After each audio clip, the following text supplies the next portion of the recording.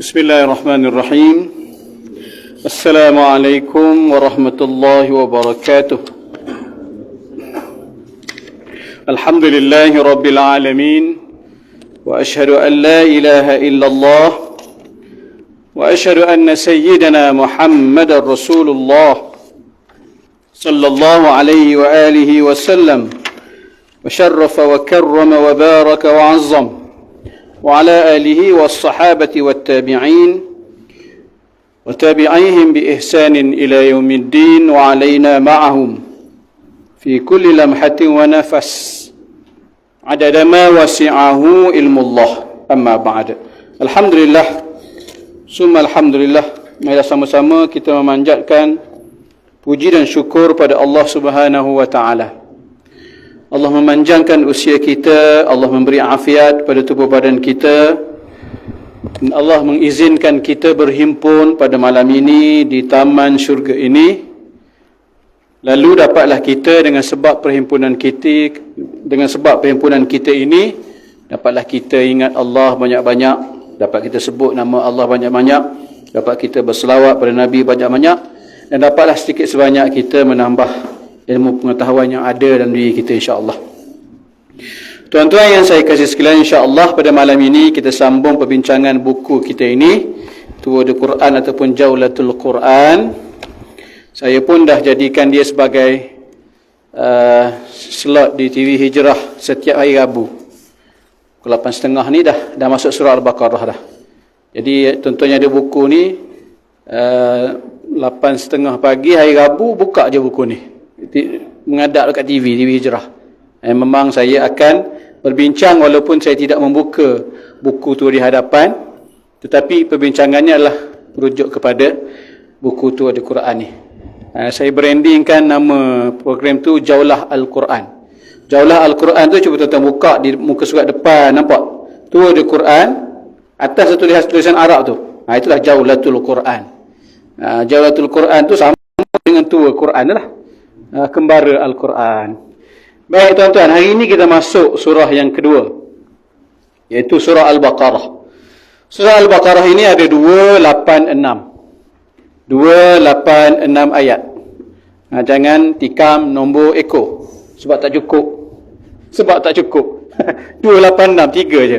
Jangan tambah kosong pula, 2860. Jangan, yang haram tetap haram.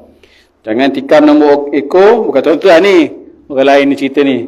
Kalau nak ambil nombor tu, ambil letak kat pelik kereta pun boleh. Contohnya AB 286. Apa AB tu? Al-Baqarah 286. Laku nombor tu. AB 286 Okey, jumlah kalimahnya 6144, jumlah hurufnya 25613. Mungkin ada perbezaan kiraan itu. Tidak mengapalah, ia tidak menjadi isu sangat. Cuma saya sengaja diletakkan jumlah kalimah dan huruf itu supaya kita nampak betapa besarnya pahala bila kita membaca surah Al-Baqarah ini. Baik. Surah Al-Baqarah adalah surah Madinah dan merupakan surah paling panjang dalam Al-Quranul Karim. Dalam surah yang panjang ini juga ada ayat yang paling panjang, iaitu ayat hutang. Kerana manusia memang panjang hutangnya. Satu muka. Ya ayyuhalladzina amanu idza tadayantum bidainin ila ajalin musamman faktubu. Satu ayat daripada atas sampai bawah tu, ayat yang paling panjang dalam Al-Quran ada dalam surah Al-Baqarah. Dua muka sebelum muka surat kedua sebelum akhir. Itu ayat hutang. Jadi surah Al-Baqarah surah paling panjang, di dalamnya ada ayat yang paling panjang. Baik. Meliputi 2 juzuk setengah daripada 30 juzuk Al-Quran, lebih kurang lah. Bilangan ayatnya disebut tadi. Dinamakan surah ini surah Al-Baqarah, yang ini lembu betina, kerana disebut kisah Al-Baqarah yang diperintah Nabi Musa AS agar disembelihnya lembu betina tersebut untuk mencari pembunuh kepada seorang lelaki yang tidak diketahui pembunuhnya. Baik, tuan-tuan semua, kisah ini ada dalam kitab sahih, dalam kitab hadis sahih Bukhari. Disebut tentang kisah lelaki yang dibunuh ini. Yang mana dia, tuan-tuan cuba tengok pada muka surat 47. Ada saya bawakan satu kisah yang ditulis oleh Ibrahim Mahmud dalam kitab dia Qasasul Quran, yang mana dia membawakan kisah tu. Kisah tu disebut ada seorang lelaki Bani Israel tak ada anak. Maknanya tak ada anak, dia kaya. Bila tak ada anak, dia kaya, jadi yang menginginkan mengidam harta dia tu ialah anak saudara dia. Lambat pula pak saudara aku ni mati ada. Tak mati-mati orang tua ni. Apa dia buat? Dia bunuh.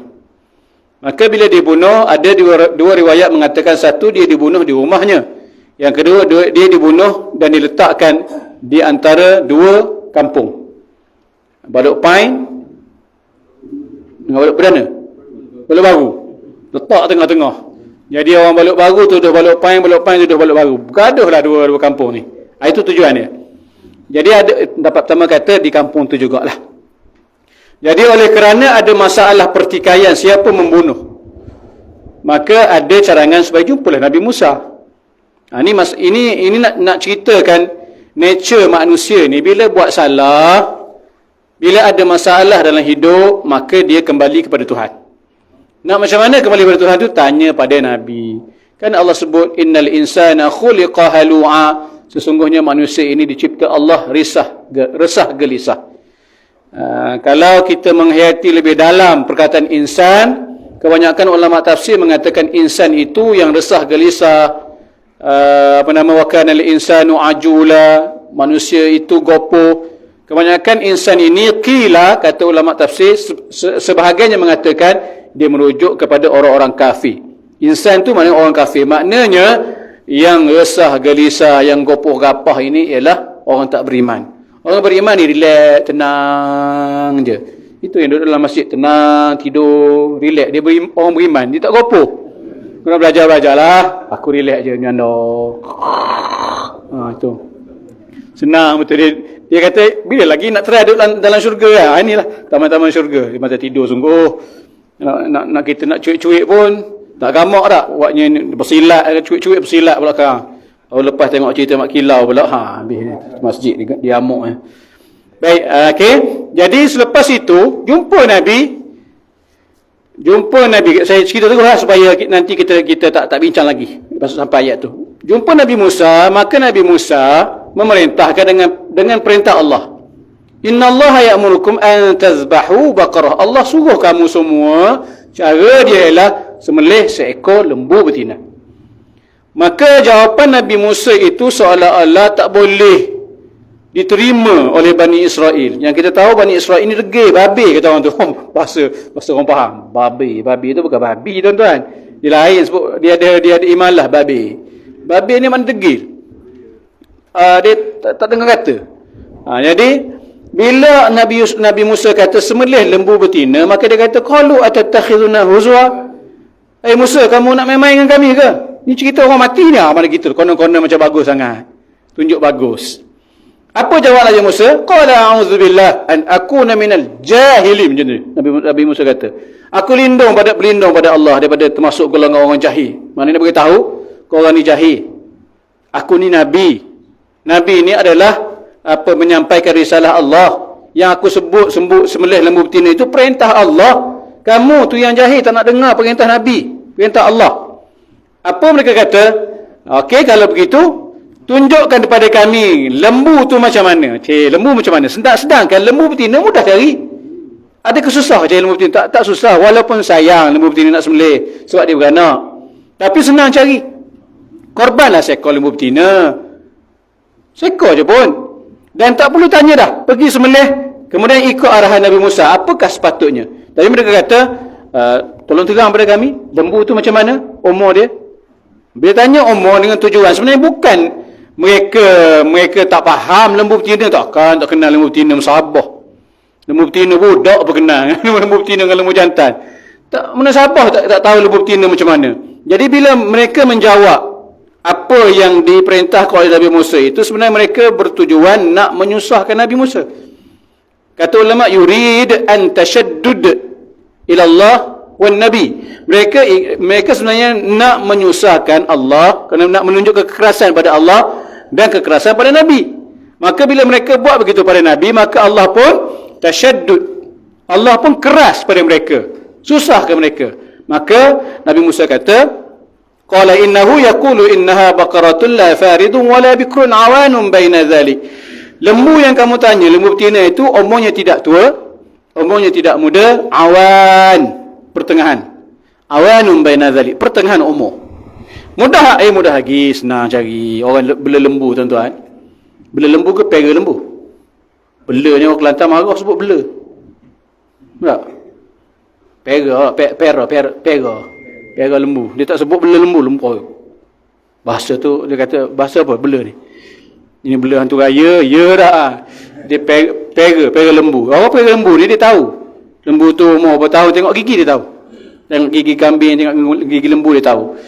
Jadi mudahlah. Tetapi tadilah sikap yang sama nak tasyaddud, tunjukkan kekerasan kedegilan kepada Allah dan Nabi. Maka dia kata apa? Warna apa warna? Maka dia tanya warna, Allah pun jawab melalui lisan Nabi Musa, warna dia warna apa? Safra faqi'un launuha tasurrun nazirin. Tasurrun nazirin. Warna kuning tu kuning terang yang orang kata, orang tengok tu, wow. Atau tu dia lembu ni kuning je, macam tu. Mana kalau bukan kuning biasa, kuning terang, itulah kita tengok kadang dalam terjemahan apa tafsir dulu disebut apa lembu emas, kuning emas lah. Maknanya nak ceritanya warna tu kuning luar biasalah, tak biasa jumpa warna kuning tu. Kemudian tanya lagi, dah makin susah. Kalau sembelih peringkat pertama senang. Kalau susah, kalau tanya sekalipun, kali kedua tanya hak umur berapa tu, senang lagi. Ni tanya warna, dah makin susah. Kalau ketika dia tanya warna tu, terus sembelih, pergi cari lembu sembelih, tahan lagi, dia tanya lagi. Lembu ni kami sama-sama lagi. Nampak? Nak ceritanya, dia mempermainkan agama, mempermainkan Nabi. Tak apa, kalau permainkan Nabi, maka Allah kenakan mereka balik. Allah keraskan pada mereka balik. Kalau kamu tanya lembu tu nak describe dia punya detail, maka Allah kata, qala innahu yaqulu innaha baqaratun la zalul tuthirul ard wa la taskil hars musallamatun la syiyata fiha. Ambil 4 sekali. Yang terakhir Allah kata, lembu yang kamu nak kena sembelih itu ialah lembu la zalul tuthirul ard, lembu yang tidak digunakan untuk membajak tanah, wala taskil hars, dan tidak digunakan untuk mengairi tanaman dengan air ni. Dulu punya kegunaan lembu rak, binatang ni tak boleh untuk berbajak tanah. Kalau kita bajak sawah lah, tak boleh. Tak boleh lembu yang digunakan untuk mengairi tanaman. Musallamah ni bermaksud salimah minal uyub, tidak ada cacat cela pada lembu tu, tidak ada luka kat sana, tidak ekor kena kerat, tidak telinga capang, gitu lebih kurang. Telinga tu tak luka. Mana lembu yang perfect, cantik.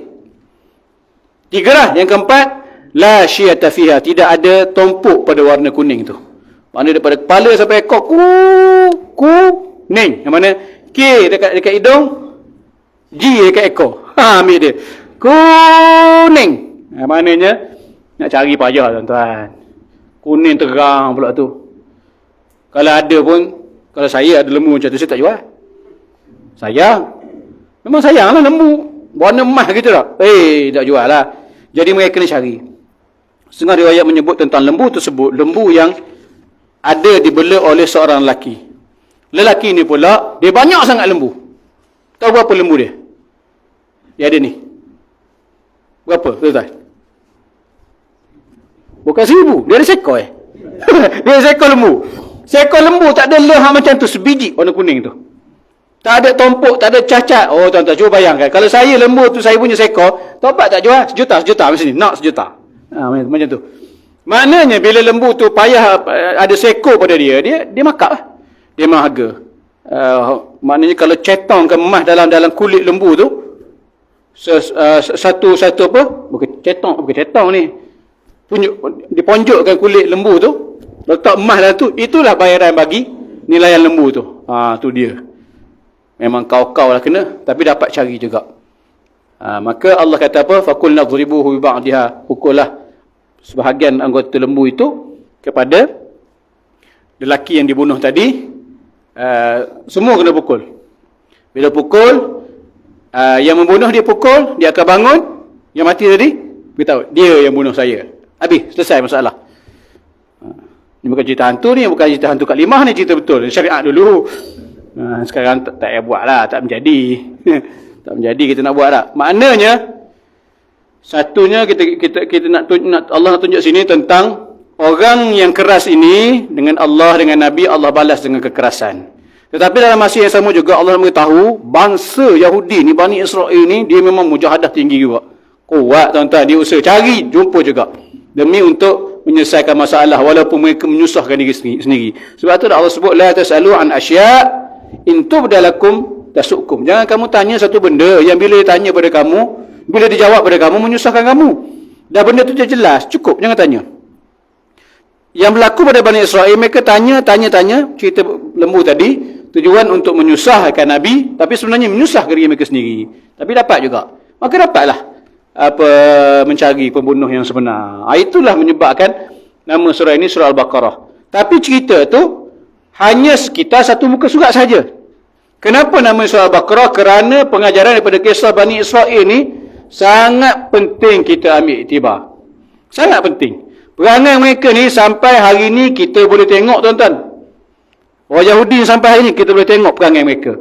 Dari segi belagaknya, sombongnya, besar dirinya, apa lagi? Buli orangnya. Inilah perangai yang masih Allah kekalkan bangsa ni supaya kita tengok, kita perhati. Hari tengok apa yang dia buat pada saudara kita di Palestin macam mana. Lakonan dia macam mana? Dia punya lakonan mantap. Memang kalah Hadi Putra. Kalah memang pandai berlakon. Lakonan memang mantap orang Yahudi ni. Tapi bila ada yang Islam di kalangan mereka, Islam mereka tu Islam yang baik. Bukan nak cerita kita kata pukul rata semua orang Yahudi jahat, tidak. Sebab isi Nabi ada seorang berbangsa Yahudi, tidak. Bukan jahat pada bangsa dia tu. Tidak.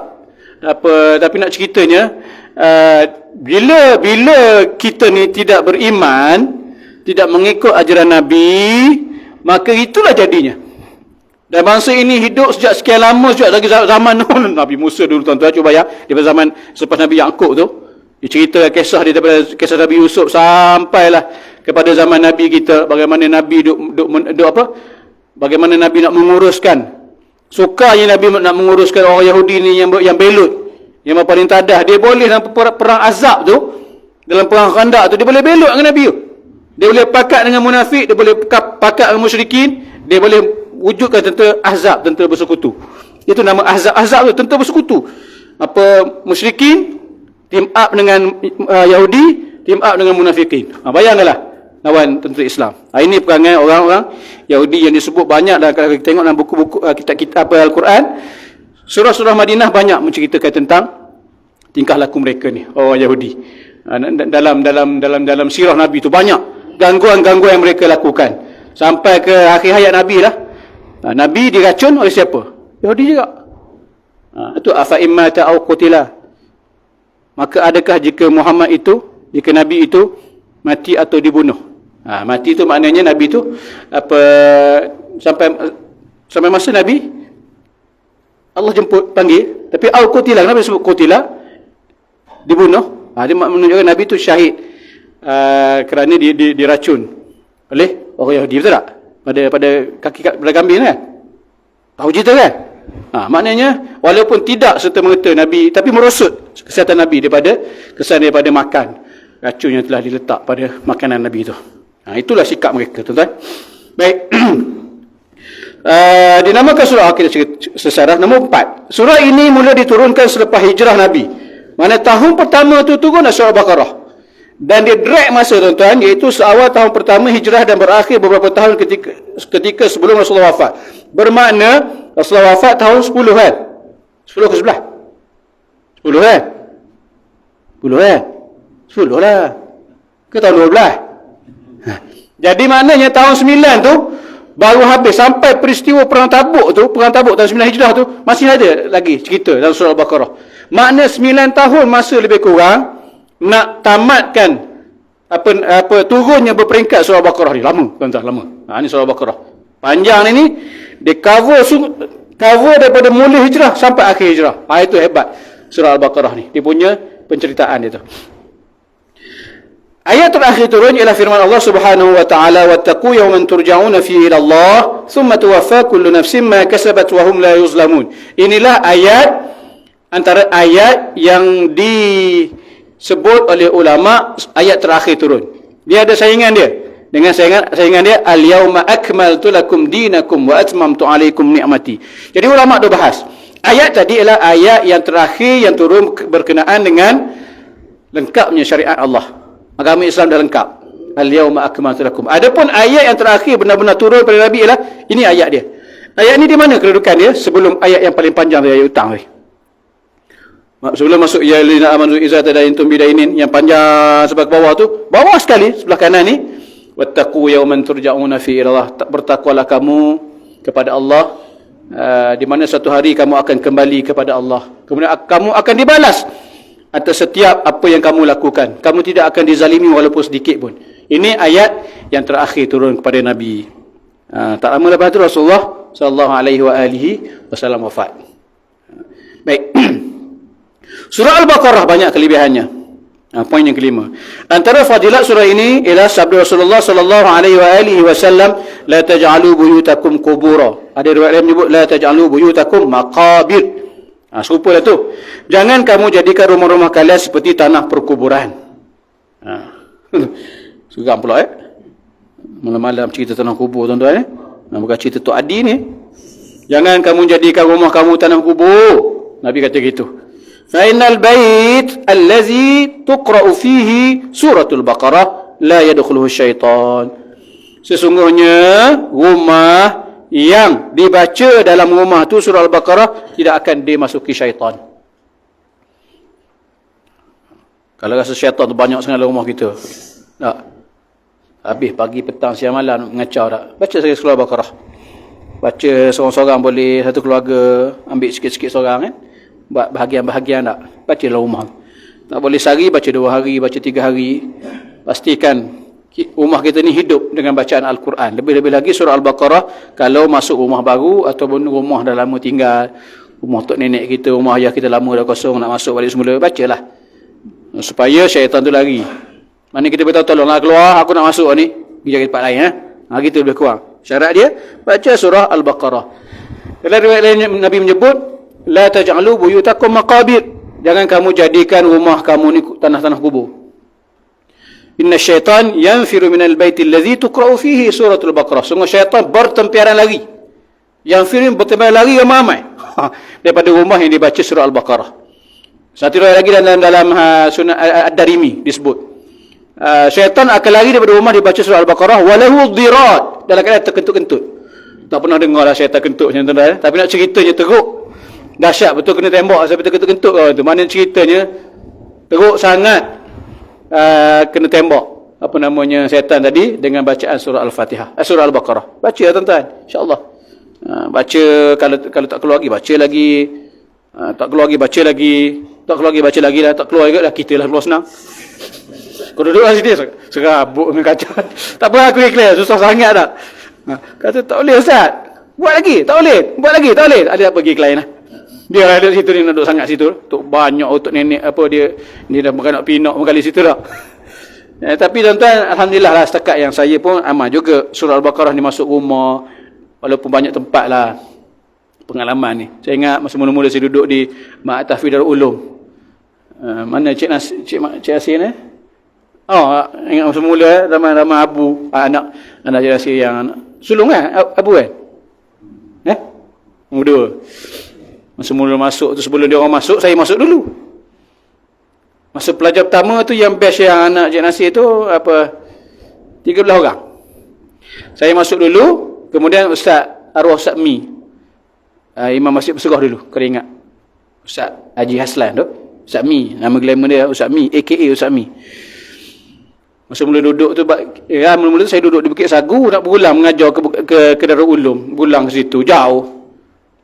Masa tu pelajar boleh masuk lagi, tapi kena datang dah ke sekolah tu, prepare apa semua kan. Jadi yang buat rumah tu Haji Stopa. Kalau tuan-tuan kenal Haji Stopa Wati Hitam, nama dia bukan Haji Stopa, sebenarnya nama apa? Allahumma salli ala Muhammad. Mahri, Haji Mahri. Panggil dia Haji Stopa. Kenal tak? Dia apa yang buat bangunan rumah guru tu. Jadi pergi sekolah sembang dengan dia. Bila agak je sihat je kata je. Tak sabar nak masuk. Akhirnya masuklah saya dulu, masuk sekeluarga saya. Isteri 2 orang anak masa tu. Tahun 2001. Masuklah. Anak kecil-kecil lagi, anak baru 3 tahun. Nak sulung. Yang adik itu baru boleh berjalan. Ada 3 tahun lebih lah, dekat 4 tahun. Duduk, saya ingat dia datang buat Indonesia datang buat bangunan tu. Dia datang menyembang dengan saya tu hari. Pak Guru dia kata. Dia panggil Pak Guru, kejut saya. Pak Guru? Pak Guru dia panggil. Betul aku kata. Pak Guru dia panggil. Pak Guru dia kata. Pak Guru duduk rumah ni tak ada apa-apa. Tak ada kata. Tak ada kena kacau. Tak ada kata. Dia menakut-nakut kita pula. Kami dulu Pak Guru, masa buat bangunan sini, macam-macam kena kacau. Akhir sekali kami tak duduk sini, kami duduk kat tempat lain. Kami datang siang je buat kerja. Orang kata, iya ke? Iya. Kita jadi seram pula. Ada anak kecil pula. Tak apalah, saya kata, tak ada tempat lain saya duduk. Ini tempat saya duduk pun. Lagipun, ni kita esok, kita Mak Tafiq kata, masa tu pelajar belum ada ni. Kami duduk keluarga kat atas bukit Darul Ulum tu tuan-tuan masa tu. Keliling tu hutan, klenek berserah, tak ada, apa semua tak ada tu. Betul-betul atas cotnek, orang kata cotnek atas bukit berserah tu. Sebelah tu kubur Cina. Itu saya duduk sorang-sorang atas bukit tu. Atas gunung tu. Bila time malam angin kuat, masuk ke celah pintu. Bunyi macam pelesik. Kalau takut lagi tengah malam. Jadi saya masuk-masuk itu, sebelum dengar yang Pak Guru beritahu lagi, saya dah siaplah masuk rumah, baca surah Al-Baqarah siap-siap dah, habis dah surah Al-Baqarah. Bacalah, lagi dia sebut tu, lagilah kita baca. Dia kata keras, saya kata memang keras, batu belakang besar je. Kita nak menyedakkan hati kita. Dia buat menakut-nakut, mujurlah isteri tak dengar. Tidak, dengar orang perempuan lagi dah. Jadi alhamdulillah tak ada gangguan apa semua. Dan yalah, daripada ketika membaca tu saya yakinlah dengan apa yang Nabi sebut. Saya takkan lagi daripada rumah yang dia baca surah Al-Baqarah, dia tak ganggu insya-Allah. Dan ada hadis meriwayatkan kalau kita baca 3 hari, maka 3 hari tu dia tak masuk. Tapi hari keempat dia mari pula. Dia juga macam tu. Jadi kena baca selalulah. Baca surah Al-Baqarah, waktu sambung terus lah sebenarnya. Al-Baqarah tu mula-mula kan. Sambunglah pula Ali Imran lepas tu. Jadi maknanya Nabi nak beritahu kepada kita, penting dalam hidup kita ni baca selalu sebenarnya Quran tu. Supaya kita jiwa kita tak kosong, rumah kita tak kosong. Rumah kalau Nabi sebut macam tanah kubur ni tuan-tuan, seram. Rumah dah lah memang tepi kubur dah. Jadi tak baca Quran pula, lebih kurang kita dengan sebelah tu. Aku nampak rumah kau ni, ada orang datang lah. Tak nampak rumah tadi. Nampak kubur je kata. Apa kata? Ya ke kau jangan gitu. Dah aku memang tak nampak betul tadi. Kau baca Fatihah baru nampak. Kita mula seram tak? Tegak bulu roma tak. Jadi bacalah tuan-tuan surah Al-Baqarah tu, insya-Allah tak ada gangguan insya-Allah. Bukanlah saya untuk bomoh dah, tapi itu Nabi ajar. Nabi kata begitu, syaitan akan bertempiran lari daripada rumah yang dia bacakan surah Al-Baqarah. Sekurang-kurangnya bacalah, kalau malas nak baca semua, tapi elok baca semualah. Baca awal 5, baca tengah ayat kursi, baca hujung apa nama amanah Rasul. Okey dah. Malas sangat dah. Tapi sekurang-kurangnya nak ceritanya sekurang-kurangnya baca Quran dalam rumah kita tu supaya memberi istilah bagi saya lah, istilah saya memberi isyarat kepada mereka, kami nak duduk rumah ni rumah kami. Keluarlah macam tu. Ni kalau kita duduk tak baca apa, setan apa tengok. Aku setan ke dia setan ni? Aku ialah setan tak baca Quran. Tak? Dia pun setan juga lah. Confuse pula kau tu. Tak apalah, kita geng lah. Kita geng. Jadi bacalah apa surah Al-Baqarah ni. Kalau rumah-rumah yang kita rasa macam ni, macam ni rasa tak, insya-Allah.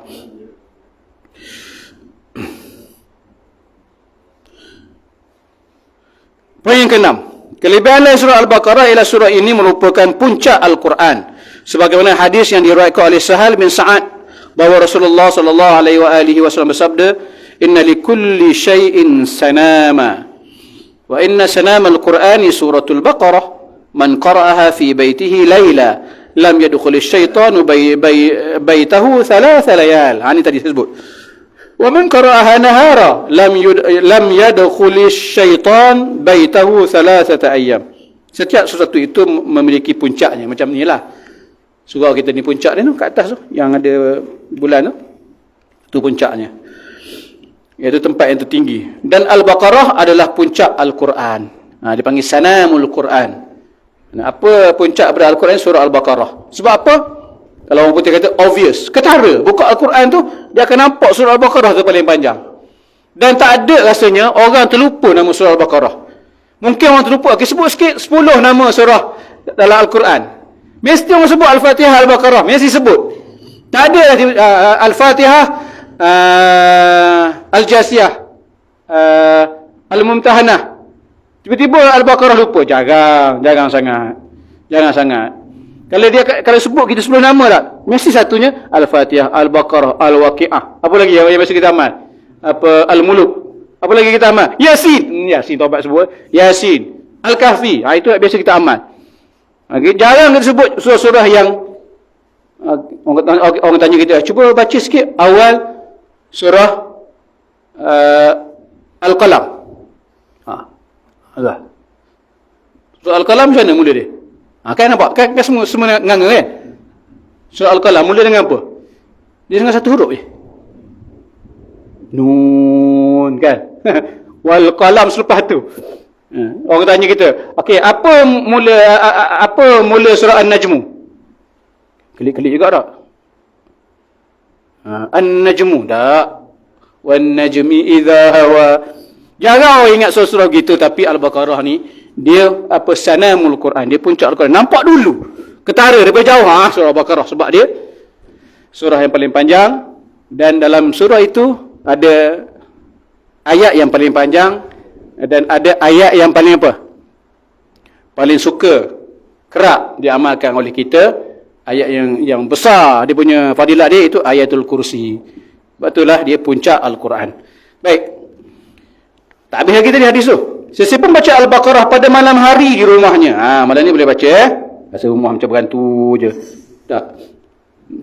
Tadi ustaz tak rasa macam berantu. Bila ustaz cerita dia rasa macam berantu. Tadi nak keluar tiba-tiba rasa macam tu. Ataupun balik kan?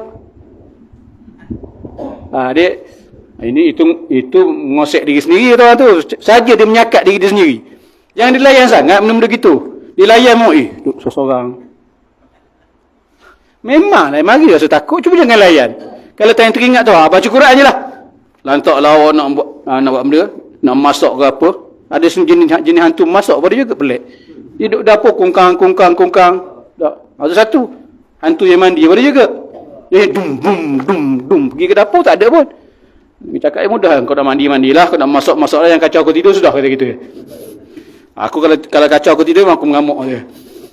Kalau setakat dia masak dah, biar dia masak dah. Tapi tengok pagi Maggi okey, tak ada pula bawang-bawang semua tak ada, nampak dia potong. Saja menyakat tuan-tuan, nak gurau ke apa tak tahu, Allah alam. Tapi bacalah tuan-tuan insya-Allah. Jadi maka syaitan tidak akan masuk rumahnya 3 hari. Kalau kita baca 3 siapa membaca Al-Baqarah pada malam hari di rumahnya, maka syaitan tidak akan masuki rumahnya 3 malam. Dan siapa membaca itu selama hari selama apa tu? Siapa baca pada siang hari, siang hari di rumahnya, maka syaitan tidak akan masuk rumah selama 3 hari. Maknanya 3 hari baca, 3 hari baca, 3 hari baca macam tu. Jenis baca lambat habis tu, ambil 3 hari tu per habis satu surah Al-Baqarah. Panjang ustaz surah Al-Baqarah ustaz. 2 juzuk setengah ustaz, takkan sehari sejuzuk. Teranglah sekali, yalah kita ni downgrade sangat diri sendiri. Kita ada kebolehan, tapi kita malas. Baca WhatsApp tu, cuba tuan-tuan kalau boleh buat analisa sikit. Berapa ayat kita baca setiap hari? Berapa ayat dalam WhatsApp group tu? Berapa kita baca? Saya rasa sehari lebih dari 1000. Lebih dari 1000. Dah dalam grup alumni sekolah rendah, macam mana? Alumni sekolah menengah, alumni kolej, universiti. Lepas tu taman Balok Pain pula, tempat kerja pula, anak beranak pula. Lepas tu geng sembang-sembang pula. Grup lelaki saja. Grup lelaki saja tu bahaya tu. Tok Imam dia macam. Dia macam Tok Imam kita mudah je kalau dia cakap merapu ni. Invite seorang perempuan tu. Masuk bini Tok Imam tu. Tok Imam left dulu. Bini ni masuk dia keluar. Dia kita macam tu tuan-tuan. Sebenarnya kita perasan kita ada kemampuan untuk baca banyak. Sebab kita boleh baca notification tu, kita boleh baca semua. Yang akhir-akhir ni orang suka buat macam cerita tu sebenar. Tiba-tiba apa gurau saja sebenarnya. Sebenarnya jangan percaya kepada tulisan-tulisan. Termasuklah yang aku tulis hari ni. Kita celaka sungguh dia ni. Kita ingat segala benda bom nak berperang lah apalah. Dan sekadar kita gurau je. Gurauan pagi Jumaat dia kata. Jadi kita sebenarnya ada kemampuan untuk baca banyak, tetapi kita tak sedar. Sebab itulah kita ni, bila kita rasa kita ni boleh membaca dengan begitu banyak WhatsApp, Facebook, mesej dan sebagainya, cuba kita balancekan. Bila baca banyak WhatsApp, banyak baca Quran. Kita ni bila kosong, hidup kita kosong, bila tak ada aktiviti, maka kalau kita kekosongan itu kita isi dengan keburukan, maka keburukan akan dominan. Tapi kalau kita isi dengan kebaikan, maka keburukan itu akan ke tepi. Itu kita baca, macam tu mudah sipir dia. Banyak masa lapang isi dengan baca Quran dan sebagainya. InsyaAllah yang buruk tu kurang. Tapi kalau kita kurang baca Quran, kita banyak baca cerita-cerita mengarut dan sebagainya, maka yang baik itu kurang ke tepi. Akhirnya tak ada terus. Jadi baca tuan-tuan, insyaAllah. Saya macam tu juga nasihat ke diri sendiri ni. Sebab kadang-kadang kita ni galik sangat. Sudah malam dah. Ingat nak baca banyak hari ni. Tengok dah. Tak baca lagi hari ni. Cara paling mudah tuan-tuan, subuh-subuh tu baca dulu. Lepas subuh tu baca dulu. Pulun dulu. Nak semuka, kedua muka, ketiga muka, pulun dulu. Jangan cari korang lepas tu. Masa subuh tu jangan cari korang. Baca dulu. Ataupun, macam saya kalau time tugas masjid, saya baca Quran lah dekat masjid. Supaya masa kita terisi, jemaah pun terisi. Macam kita ni kalau sendiri boleh tak? Sebelum nak pergi kerja ke apa, baca pulun semuka tu. Masa tu pekak lah telinga. Bini nak suruh beli makanan ke, tunggu lepas ni, tunggu. Lepas habis muka dulu. Lepas tu pergi dah nak hantar anak sekolah ke apa. Kalau tidak, jangan haraplah tuan-tuan, kalau lepas subuh kita ada masa, siang kan memang tak ada lah. Kejap lagi kebun lah, kejap kawan ajak ngetel lah. Ingat balik ngetel dan ngaji tak ada. Ada pula kawan kedua pula, ajak pergi sana, pergi sini. Akhir sampai ke malam pula. Lepas maghrib tak ada nak baca dah, ada kuliah. Lepas isyak tak ada lah, nak makan nasi lah, apalah, mengantuk lah, apa cepat mengantuk. Jadi akhirnya esok pula, esok tak macam tu juga. Dalam bertahun-tahun macam tu je.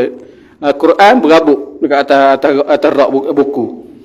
Baik, surah Al-Baqarah bukan sekadar memiliki satu nama. Rupanya banyak nama dia. Nama lain surah Al-Baqarah ialah Fustatul Quran. Fustatul Quran yang bermaksud kemah. Dia fustat macam ni lah. Kalau kita kata kemah. Kemah macam ni kan? Sudah molek. Tuan Mustaqim punya ni. Kemah kan? Ini fustat. Puncak kemah tu. Fustat Al-Quran. Mana surah Al-Baqarah ni digelar Fustatul Quran. Maknanya kemah, puncak kemah Al-Quran. Kenapa? Puncak kemah ni kata ulama, kenapa panggil fustat? Sebab fustat ni sebenarnya tak habis gitu. Fustat ni kemah yang besar, kemah lain kecil. Kemah tu besar. Jadi bila kemah tu besar, dia daripada jauh nampak. Kemudian bila besar, tentu sekali kemah besar, dia tinggilah dia punya bumbung dia. Jadi dia besar dan tinggi, awal-awal nampak dia dah. Maka sebab itu dia dipanggil Fustatul Quran. Sebab ketara sangat surah Al-Baqarah ni. Macam saya sebut tadi lah. Takkan kita ni lupa surah Al-Baqarah ni, walaupun kita tak tahu cerita apa. Memang kita boleh sebut terus. Surah apa yang selepas surah Al-Fatihah, kita akan sebut surah Al-Baqarah. Tak ada, boleh kata tak ada orang tertukar lah kita kata. Kalau tertukar juga tu baru masuk Islam lah tu. Surah ni kot, surah An-Nas kot. Ni orang masuk Islam ni. Baru masuk hari ni ke? Dah lahir Islam dah umur 40. Baik tuan-tuan, ada satu kisah berkenaan dengan fustat ni. Supaya tuan-tuan nampak fustat tu. Tuan-tuan tahu tak gubernur Mesir yang pertama zaman awal Islam dulu? Gubernur dia yang pertama sekali Amru bin Al-As. Siapa yang buka Mesir? Amru bin Al-As. Zaman siapa? Zaman Umar Al-Khattab. Dia ketika sampai di Fustat. Sekarang ni nama tempat tu Fustat. Di Mesir ada tempat nama dia Fustat. Fustat. Kalau tuan-tuan buka dalam kitab Tibyan ni Manawi sebut tentang antara ayat dia sebut, kalaulah kamu melintas di Fustat, kamu akan mendengar suara seperti lebah bunyi dia. Bunyi macam lebah. Kenapa? Mereka dalam kemah-kemah tu membaca Al-Quran pada waktu malam. Ni fustat. Maknanya apa? Nak ceritanya orang yang duduk dalam kemah pada ketika itu yang disebut oleh Imam Nawawi tu, mereka tu malam-malam tu hidupkan kemah-kemah mereka tu, walaupun mereka tak macam kita, rumah besar, rumah kemah tuan-tuan, hidupkan malam-malam dengan baca Quran. Okey, Amr bin al-As ketika membuka Mesir zaman Sayyidina Umar Al-Khattab jadi khalifah, yang datang nama tempat tu Fustat. Ni saya tanya sendiri orang masa pergi ke Mesir tu, saya tanya apa cerita punca dia datang Fustat ni. Maka cerita datang daripada cerita Amr bin al-As. Dia pasang kemah. Dia pasang kemah. Kemah dia besar lah, dia panglima. Maka ketika hari mereka nak rombak balik kemah tu sebab nak bergerak ke depan lagi dalam peristiwa pembukaan Mesir. Tuan-tuan kalau pergi Mesir, mula nak cerita saya ni. Di Mesir ada satu tempat namanya Baqi' Mesir. Baqi' Mesir. Baqi' ni ada yang Madinah kan? Tanah perkuburan Baqi'. Rupa-rupa di Mesir ada satu nama tempat dia Baqi' Mesir. Baqi' di Mesir. Di situ ribu juga sahabat meninggal. Terutamanya dalam peristiwa pembukaan Mesir. Tempat ni nama dia tempat Bahnasah. Tempat tu Bahnasah. Saya pergi tempat tu. Tempat tu jauh ke selatan Mesir. Ni cerita dalam Amr bin al-As ni. Jadi Amr bin al-As ketika dia pasang kemah, hari dia nak rombak kemah tu, tiba-tiba ada nampak burung sedang bertelur bersarang di atas puncak lah, Fustat lah. Duduk burung bersarang. Jadi Amr bin al-As ni nak jangan panglima ni tuan-tuan. Panglima tentera Islam ni. Dia tak gamak pula. Tak gamak pula, kesian pula burung nak duduk bertelur atas tu. Jadi dia biar kemah tak jadi rombak. Tinggallah kemah desa kat situ. Maka oleh kerana Fustat tu tinggal kat situ, maka lekat tu kata kat mana ni? Kat mana? Kat Fustat. Ni kemah dia tinggal tu. Sampai hari ni lekat nama tempat tu Fustat. Sampai hari ni. Kita pergi ke Mesir. Tuan-tuan lalu Fustat, tuan-tuan akan satu tempat, nama tempat dia Qal'ah Salahuddin Al-Ayyubi. Istana Salahuddin Al-Ayyubi. Dekat kawasan tu kat Fustat tu. Itu sedikit cerita Amr bin al-As. Luar biasa ni panglima tentera Islam ni Amr bin al-As. Cerita dengan karamah Sayyidina Umar Al-Khattab pun ada ceritakan zaman Amr bin al-As bagaimana sungai ni kering. Sungai ni kering. Jadi Amr bin al-As ni tanya kenapa ya sungai ni kering. Lebih kurang gitulah cerita dia. Tuan-tuan boleh buka cerita dalam kitab Bidayah wa Nihayah, ada cerita tentang ni. Amr bin al-As tanya pada orang Mesir, apa sebenarnya Mesir, Nil jadi kering ni? Kata orang Mesir, memang Nil tu dia ada masa dia kering, disurut betul. Pada ketika surut tu dia nak apa? Dia nak korban. Korban maknanya menjadi tradisi orang Mesir zaman jahiliah dulu ni. Mereka mengorbankan anak dara sunti. Anak dara minta izin pada wali dia, lalu dicampakkan dalam sungai ni. Sungai ni akan kembali naik air dia. Jadi Amr bin al-As setuju, ini kerja jahiliah tak boleh buat. Hantar surat pada Sayyidina Umar Al-Khattab, macam mana nak buat. Kata Amr bin al-As, orang Mesir dia biasa buat gitu. Campak anak dara orang dalam tu. Tak ada kerja sungguh. Jadi Umar kata tak boleh buat macam tu. Apa yang Sayyidina Umar buat? Tak apalah, aku kirim surat kepada Nil. Sayyidina Umar kirim surat pada Nil. Apa dalam surat tulis? Min Umar Al-Khattab Amirul Mukminin. Daripada Umar, pemerintah orang beriman, kepada Nil, sungai orang Mesir. Dia buat surat gitu. Dia kata, wahai Nil, jika sekiranya kamu selama ini mengalir atas kehendak kamu, maka kamu boleh kering. Aku tak kisah pun. Lebih kurang itu maksudnya. Tetapi kalau selama ini kamu mengalir kerana perintah Allah, maka kamu akan mengalir semula. Sebagaimana biasa. Jadi surat tu sampai pada Amr bin al-As. Sayyidina Umar kata apa? Campak surat aku ni dalam sungai ni. Maka Amr bin al-As buka surat tu, campak sungai ni, elok naik semula. Sampai hari ni tak kering, tuan-tuan. Itu dia disebut antara karamah.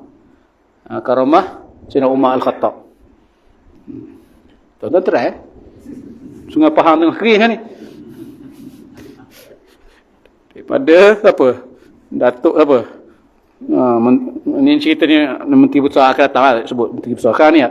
Saya Datuk, katalah nama saya lah, walaupun tak jadi MB dah. Saya Datuk Azli. Apa Menteri Besar. Apa Pasir Dengung lah kita kata, Menteri Besar Pasir Dengung. Wahai Sungai Pahang, jika sekiranya kamu selama ini kamu mengalir disebabkan kamu mengalir dengan kehendak kamu sendiri, kamu nak kering-keringlah, aku peduli apa. Tapi jika sekiranya kamu selama ini kamu mengalir di negeri Pahang ini dengan perintah Allah, maka aku perintahkan kamu mengalir semula dengan kehendak Allah. Apa kata Sungai Pahang? Perasan. Ingat aku dengar je kat dia, tak ada. Itu karamah. Karamah Sayyidina Umar Al-Khattab. Itu hebat Ustaz. Nanti kita sambung balik pada pertemuan akan datang. Kita akan sambung pada muka surat 44 tuan-tuan. Sorry, 43. Itu kita kena bincang juga nombor 43 tu. Muka surat 43 tu. Kata-kata Ibnul Arabi tentang surah Al-Baqarah tu kita bincang pada bulan depan insya-Allah. Kita tangguh dulu dengan tasbih kafarah dan surah Al-Asr. Allah bihamdihi. Illal ladzina amanu wa amilus solihat wa tawassaw bil haqq. Assalamualaikum warahmatullahi wabarakatuh.